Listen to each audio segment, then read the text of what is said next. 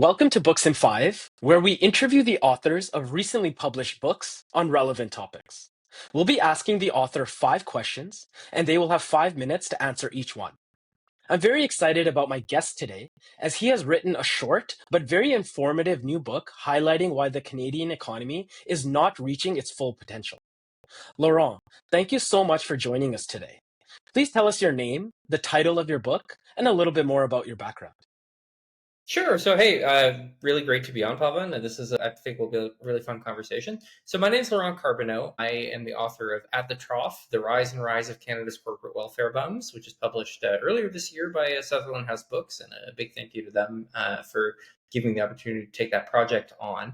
In a previous life, I worked on Parliament Hill as an NDP staffer for a senior member of caucus. And then I worked in the leader's office and have since then gone on to work in kind of economic policy in the private sector.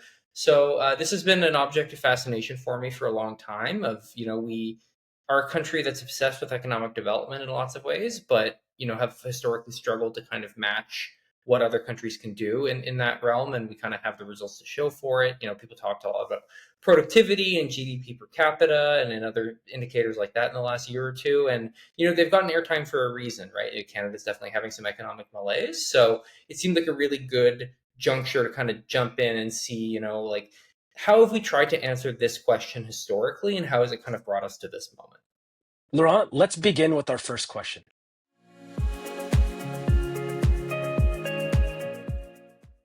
Your book describes the variety of ways that governments in Canada, both federal and provincial, prop up the private sector. Can you give us an overview of what this support for businesses looks like?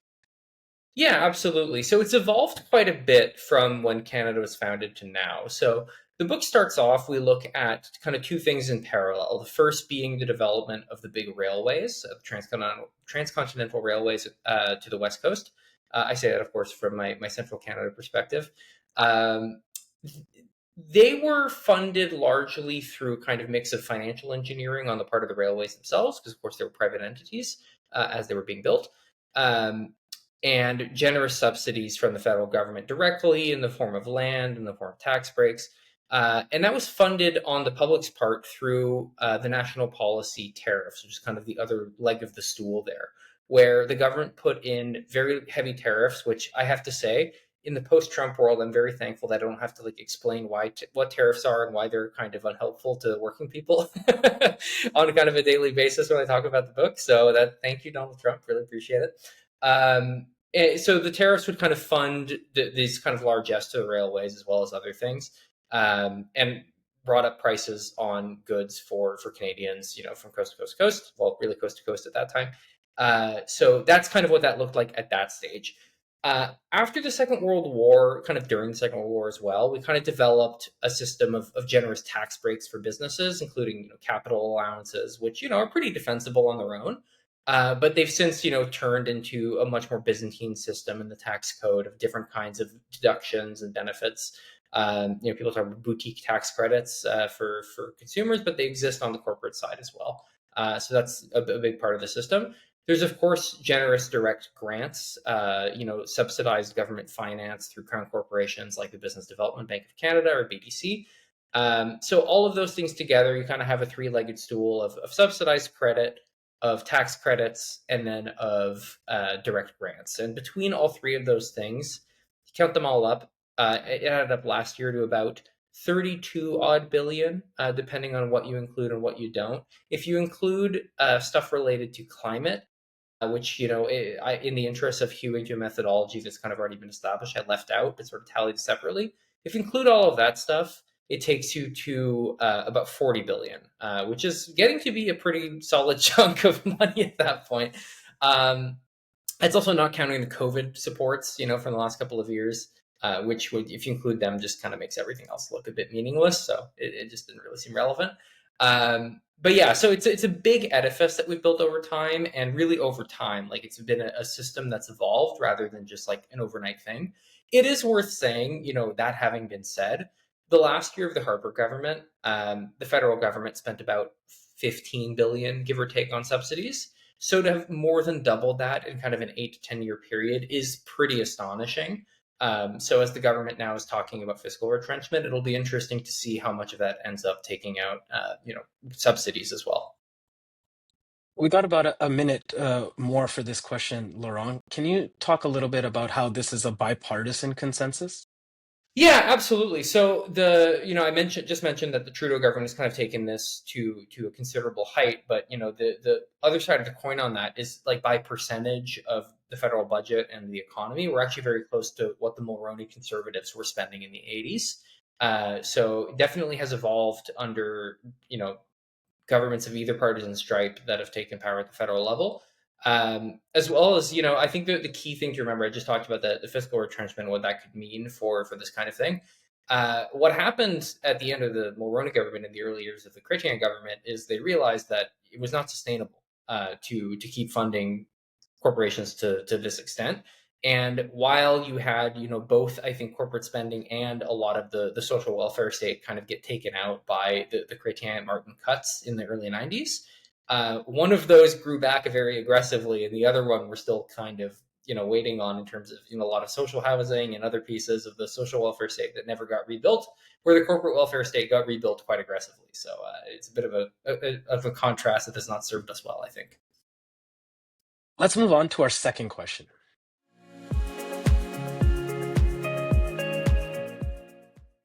Canada has a history of corporate welfare going back to Confederation. Walk us through some of the developments of this practice from the 19th century into the modern era. Yeah, absolutely. So I mentioned the railways, but I think it's instructive to even go a little bit before that. So to some extent, the reason there is a Canada is because we had, four provinces in the east, and then we had BC out west as a separate colony. And there was a lot of concern in the wake of the American Civil War when they ended. We had a free trade agreement with the U.S. that the U.S. ended unilaterally. Once again, history rhymes. Um, and basically, at that point, you had colonial elites in Ontario, Quebec, New Brunswick, Nova Scotia, etc., that were looking very with a lot of concern across the border to a large victorious Union army, to a Britain that they did not think would defend them in a pinch, and to an economy that was had sort of integrated into this continental market that was suddenly removed from it without having much on the other side of being integrated into like a big British Empire market.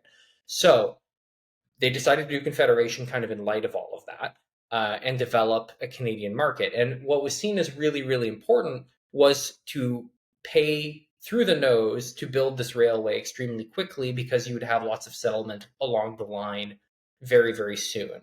And they picked an all Canadian route, of course, which is really important for kind of that sovereignty reason of like we couldn't have this critical national infrastructure running most of its route through northern Minnesota and the American Great Plains. Wouldn't really work.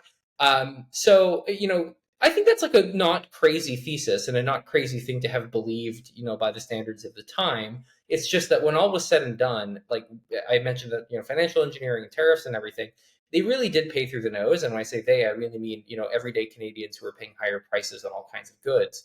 To build this thing fast, which, debatable, they actually missed the target they were supposed to hit initially to get it to BC. And the settlement was really not as fast as anticipated along the route for a variety of reasons. So in many senses, it really didn't work as originally envisioned. So important to note that.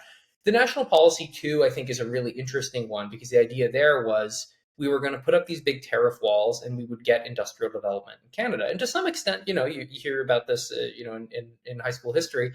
We did. We had this really great branch plant economy where American companies would set up shop in Canada and produce for the Canadian market.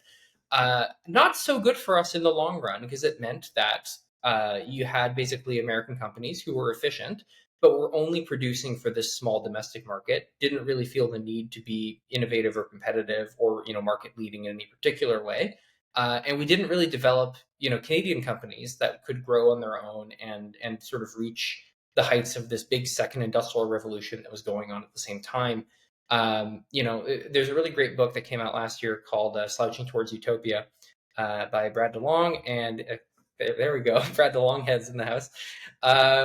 he talks about the industrial research lab as like this really critical piece of the modern economy and modern economic infrastructure. We didn't have any in Canada until after the First World War, right? Like we were basically a generation behind because we basically outsourced all of our industrial development to the U.S. Very consciously. And we didn't develop the kinds of, this is getting really a little into the weeds here, but we didn't develop the kinds of capital bodies that would be able to kind of do this kind of long term patient industrial development because all of our banks and other financial institutions were focused on basically funding the railways, and the railways were focused on shipping natural resources. So we sort of built ourselves financially into this economy that was very focused on natural resource extraction, which, like defensible in some ways, like we're a country very rich in natural resources. But it meant that we basically chose not to industrialize in a very deliberate way, unlike a lot of other kind of late industrializing countries like Germany and Japan, which took a really different and more deliberate path. And I think that worked out for them quite well in becoming industrial powers later down the line, where Canada, is a big auto player, but really has never developed the kind of like standalone industry that, you could kind of expect from a G7 country today.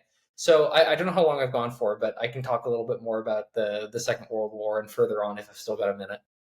You know what, Laurent? Let's give you another minute to talk about the importance of C.D. Howe. Very good. Yeah, perfect. That's where I wanted to go. So C.D. Howe is kind of the guy who built our modern corporate welfare state in its recognizable form. So he was first elected as a liberal from the Thunder Bay area in the 30s. He had been a construction and consulting engineer in the prairies and over in northern Ontario.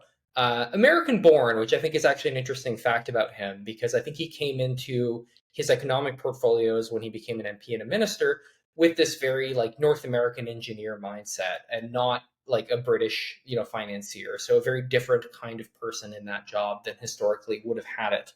And he really, he was kind of the minister of munitions during the Second World War. Had prominent infrastructure roles during the Depression, and came out of that with an appreciation for the government having a role in kind of making markets. He was actually really instrumental in the development of civil aviation in Canada. It sort of was a personal obsession for him. And afterwards, he really was kind of the lead economy minister. People call him the minister of everything through the 50s. Like, really was there quite a long time and built a lot of the modern departments of well, actually not the modern department of industry, but what was then trade and commerce, which later got folded into industry. And public works, infrastructure, transportation, like really built a lot of this. Was a champion of the depreciation and capital allowances that I mentioned earlier, and spun up a bunch of crown corporations that were then sold off at the end of the war. So created basically all of the infrastructure that enabled the development of the kind of post-war corporate welfare state. Got it. Laurent, let's move on to our third question.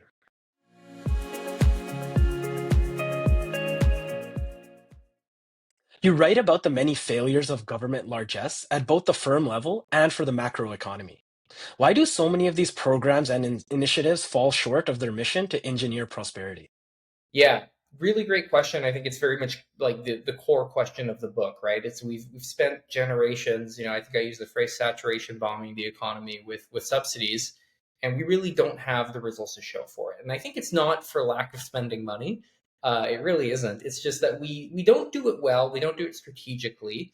There's a bit of a mindset in Canada that we need to let the market kind of work things out, and that means we should basically create good market conditions, and maybe if we're going to do tax allowances and stuff, do that at kind of a broad base. If we're going to do more specific things, have it be small. And the reality is that if you look at countries that have really catapulted themselves economically in the last couple of generations, I really look at South Korea as maybe like really the best example here. A country that in the 50s and 60s, I mean, really, like after the Korean War, we got to remember like much of the country was destroyed.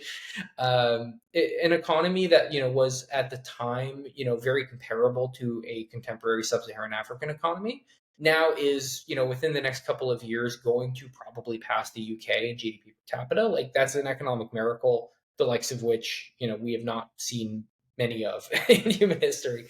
And they were very savvy about saying that what wins is scale, right? Like you have to kind of make big bets, and they're not always going to work, but having the flexibility to pivot from bad ones into good ones, and making sure that you're really interested. Like I think really the important thing here is they decided that because they were working with the structure of big firms, chaebols that they're called in Korean, and they're kind of built out of the Japanese occupation and everything.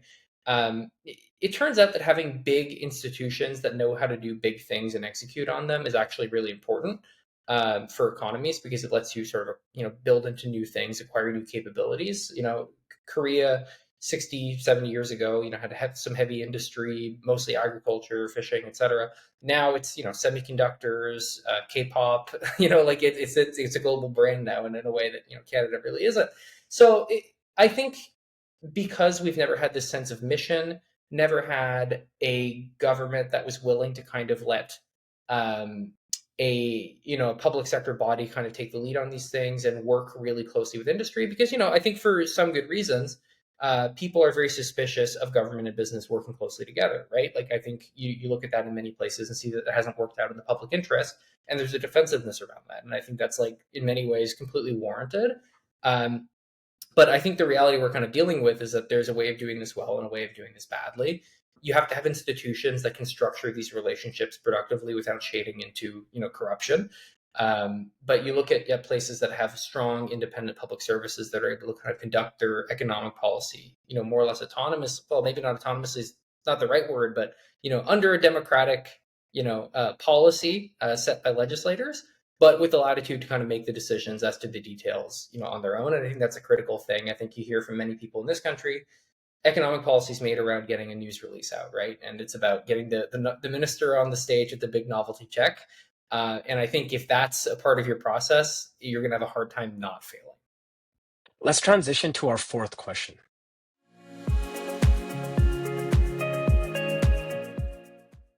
Moving into the present moment, let's look into the decisions made by Prime Minister Trudeau and his team since 2015. What were the funds and incentives that became available for businesses, and your assessment of their economic outcomes? Yeah, for sure. So I mentioned off the top that, I think the first thing to do when looking at the Trudeau government's economic record on corporate welfare spending is really to register the magnitude, right? Like I mentioned, more than doubling from about 15 to over $30 billion per year by the end of the government. I think that's a really striking reality that is just kind of the first thing you have to deal with. Has that made the economy more competitive, innovative, etc.? No, I really, I just think and maybe in some fairness, I think many of these things take time to work. But if we look at the things that I think they've taken on, I'll take a couple of the flagships here. The superclusters program, what kind of came in with a lot of hype early, I think it was 2017. They announced it in the budget and kind of grew from there. But this was a program that was basically intended to create these kind of consortia that would bring together public and private money to kind of start the development of advanced technologies, kind of on the model of Silicon Valley, which itself is actually the product of enormous government intervention in the States. People forget this. So, not a totally crazy idea. Clusters are a well-studied phenomenon. Like, innovation geographers will tell you that, like, this is a real thing. However, the problem is Silicon Valley, as people know, it's, we're talking, many, many, many, many, many billions of dollars of economic activity. What the superclusters wanted to do was take $1 billion of public money, which is not a small amount, but in the context of the problem you're trying to solve, actually really is, and split it 5 ways over a time period, right? So you're talking maybe 200 million per cluster. You put them all over the country. You're basically taking those dynamics that work and you're undermining them. You're taking scale and you're taking agglomeration and clusters, and you're saying, well, what if we undermine both of those things? So not to say that there've been some positive results out of that, but it's not the transformative bet that they wanted it to be, right? It just couldn't have been. It was just on totally wrong scale and wrong design. The other piece I think is really worth mentioning is the big investments into battery plants. The same investments. It's really targeted tax breaks over a long time period. People have talked about the headline numbers, which are really big. Yeah, I think it's about $28 billion when you put together all of the battery plant tax breaks. And some investments through some streams of funding as well. I think luckily for us, maybe most of that money won't end up getting spent, because right now that whole investment kind of looks like it's a bit in the air. But that was a model where we were basically bringing more automakers to Canada to build this new technologies, with the idea being that it would kickstart us and put us really at the forefront of batteries and the value chain around them, and our critical minerals would help and all the rest of it. The reality was that like we were very far away from being a critical minerals leader in this. Like mines, as a lot of people will tell you, take a long time to start. There's a lot of permitting, so the timelines didn't really make sense. And on the battery side, like I think the bear in the room here, elephant in the room, was very much China, and how they just have a complete runaway lead on battery technology right now, and will continue to. And it's one thing to try to serve the North American market; many companies do it, but we were not going to be globally competitive as things stood. So, to my mind, like these were two, at least rhetorically, very big commitments that the government made. To my mind, they had very little prospect of success based on stuff that like I'm not the world's biggest battery expert, but I can read and you can put it together and kind of come to the conclusion that the prospects of success of this being a really transformative thing were kind of thin. So there's ways to do this well and there's ways to do this badly, and unfortunately for all of us, I don't think the Trudeau government did it particularly well. Let's move on to our final question.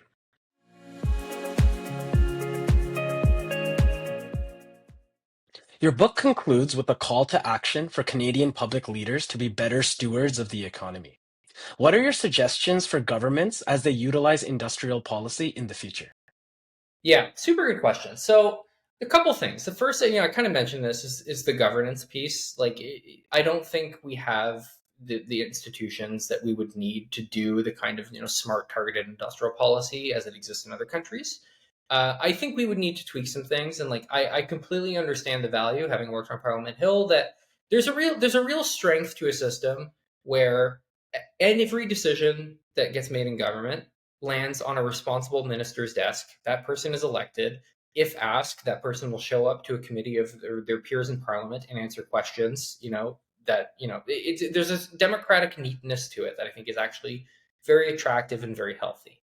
However, it's created this real reticence because as government has grown, as problems have become more complex, the idea that the buck stops with a single person who can be made to answer for decisions that may have been made with very little understanding on their part creates, and I don't want to say that's a bad thing, but it creates a real difficulty that the rational move for that person is for them to make fewer decisions, um, or like understand more deeply each of the decisions made, so that the whole apparatus of government becomes really hesitant about maybe making a mistake. And the reality is, with any hard things in life or in government or anything else, you are going to make mistakes. And the idea that we have to deliver error-free government is actually really holding us back. I think if you got through a year and didn't make any mistakes on stuff you were trying to do, you probably weren't challenging yourself enough, and you probably weren't taking on hard enough problems. And the government, frankly, has to deal with a lot of really hard problems that no one else wants to solve. That's kind of the definition of why we pay taxes to it. That if they're not taking risks, then they're not going to, really solve big, hard problems. And that's perhaps why we have a lot of big, hard problems that haven't been solved. So I do think that's one big thing there, is that risk piece. The other one is frankly, at some level, I think the public service really isn't diverse enough in a very important way. It's a very kind of narrow way into the public service. It's hard to get hired mid-career. We really do want people who are experts on technical things, who understand business, who understand the labor movement, who understand the nonprofit sector, to kind of come in and out of government. Frankly, I think that would be a much healthier thing for everyone involved. It's good to hear from people who don't have a life experience like yours, and I think, or career path like yours, and I think that like that lack of kind of in and out fermentation has really made it a weaker institution that's less able to take on these big challenges. So to my mind, that would be two big things we can do kind of on the government front, that would make a real difference in kind of helping government better grapple with the hard problems it has to grapple with. And I think the other key takeaway for me is it's a book that really looks kind of in despair at some ways of like, here's all the money we spent over 150 years and look how little we got for it. But I think also the flip side of that coin is that it's not optional, right? Like if you look at the global economy today, it's a very governed economy, right? Like there's not, this isn't like a thing you can just decide you're not going to do and you're going to let the market sort it out. We're a small open economy. It's not realistic. So to my mind, it's both kind of despondent in the sense that we can look at a real track record of real failure, but I think it's sort of it's a call to action and a sort of challenge to say, well, we have to do better. It's not optional. And I think especially in the last 6 months, watching kind of a lot of the core assumptions of what our economy is going to be, kind of crumble around our ears as the U.S. kind of descends into a really dark place.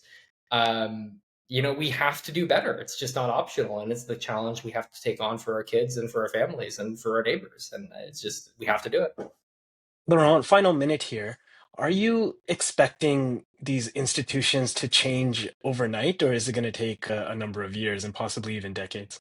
Well, you know what? I would 6 months ago I would have said definitely a long time. I do think that people are feeling the urgency of solving these big challenges in a way that maybe they wouldn't have a year or two ago, and it feels real to people in a way that I think it might not have. So I am hopeful that I think you have to be hopeful that people will take these challenges seriously and take the moment seriously, and really work to live up to them.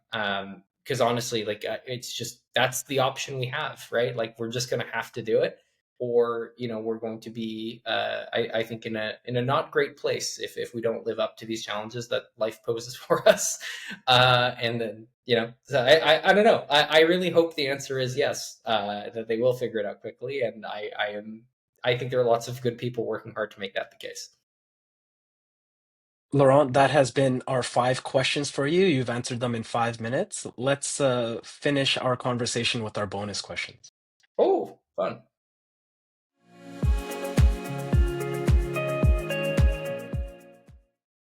So, this is a topic that has been in the news and in the public's mind pretty upfront over the past little bit. How did you get interested in the topic? Yeah, it's a super good question. I think it's interesting. So actually, like the real kicker on this is that Ken White at Sutherland House reached out and was like, "Do you want to do this book?" And I was like, "Am I the expert on this? I don't know." And I was like, "Well, I'm probably not going to be asked twice to write a book, kind of out of the blue." So I was like, "You know what? We're just going to go for it." And I'd always been interested in that. I mean, economic policy. I worked at the NDP. Like, what is the relationship between the state and business and labor? Has always been an interesting question to me. And my background is in history. So when I sort of took this on, I was like, well, let's treat it like a historical problem. And how did we get here? So it's kind of a lot of things coming together. And I think since then, I've only become more interested in it. I think that the problem of like, how do you become a rich society that's able to care for people in ways that maintain you as a prosperous country, that make you competitive, but where you can take care of people that need help being taken care of, right? Like whether it's childcare, whether it's care for elders, living up to our treaty obligations to Indigenous peoples. Like these things are really important, and they're only harder for a poorer country. So all of those things coming together, I think really it was a challenge to kind of think through these things in a deeper way than when I was kind of working minute to minute on the Hill. So yeah, it was sort of a confluence of interest that kind of came together and really deepened as the project went on.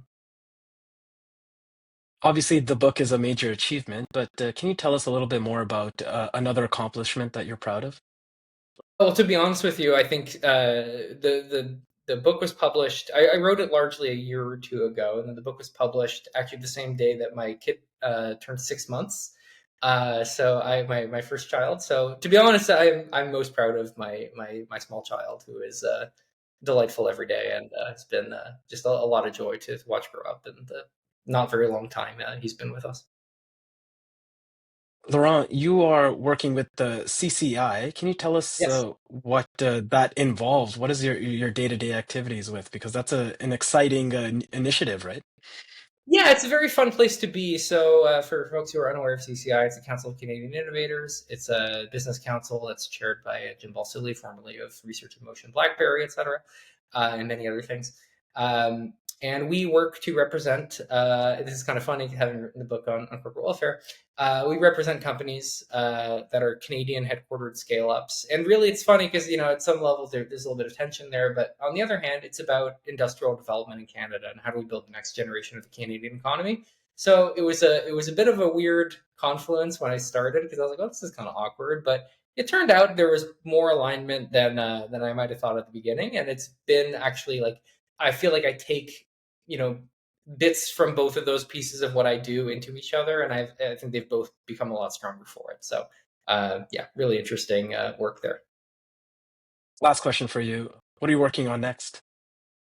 Book wise, I would love to do one on this economic shocks of the 1970s. I don't know if anyone's going to let me do it, but that would be a really interesting one to do. I've been thinking so much in the last year, post Trump, about like the nature of economic shocks, like really just big unexpected events and how people respond to them. And like we have this hazy understanding of the 1970s as this period of like big shocks, and indeed it was. But like, what did that really mean for people at the time? I think is one I'm for policymakers is one I'm really interested in and would love to do. So if anyone wants to help make that a reality, let me know because I would love to do it. Laurent, thank you so much for joining us on Books in Five. Again, the title of the book is At the Trough. I'm going to put a link to the book in the show notes. If you're not able to buy it, definitely check it out from your local library because it is a topic you should definitely be more aware of. Laurent, thank you so much for joining us. Pavan, thanks so much for having me on. The host of Books in Five is Bhavan Sodhan.